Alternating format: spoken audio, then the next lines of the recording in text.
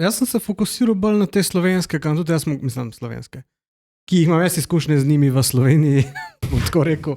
Recimo, ful zanimiv mi je Zuhit, tam jaz hrano pa opremo za svojega psa kupujem. Njihov program zvestobe je tisti, ki bi rekli, plačljiv program zvestobe. Ne vem, dam 8 evrov na leto ali nekaj tasga je in s tem dobim fiksen 5% popust na vsa naročila.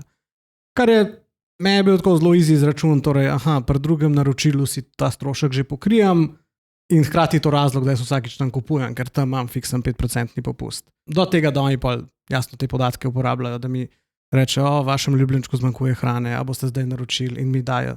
Dobim sliko pač te vreče hrane, ki jo vedno kupujem in tako naprej. Ne. Ampak najprej mi je bil tako, a plačati bom mogel. Tako, takrat se to že nekaj let nazaj, ampak takrat je bil to malo redkost, pa sem kar mogel malo preklop narediti, pa si tako malo zračunati. Ampak po drugi strani so verjetno tudi dosegali nek namen, ker sem jaz rekel, zato moram naslednjič spet kupiti.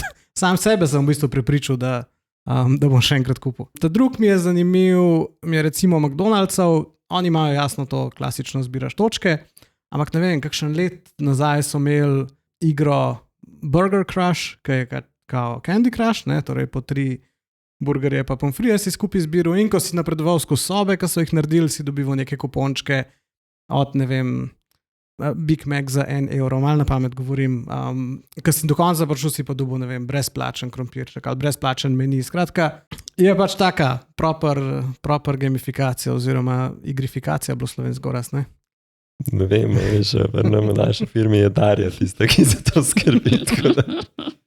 Pol pa ena, ki jo tudi pogosto omenimo, je po moje Petrol na poti oziroma Petrol Go zdaj, ne? Oni so mene res dobili s to enostavnostjo to, da grem jaz do bencinske črpalke, poskaniram tisto QR kodo in ko natankam je že plačano in se lahko odpeljam. Mislim, da zdaj ne rabiš več član programa zvestobe, da lahko kjerokoli kreditno kartico noter vneseš. Takrat, ko so začeli s tem, si pa mogel torej imeti to plačilno zlato Petrol Klub kartico.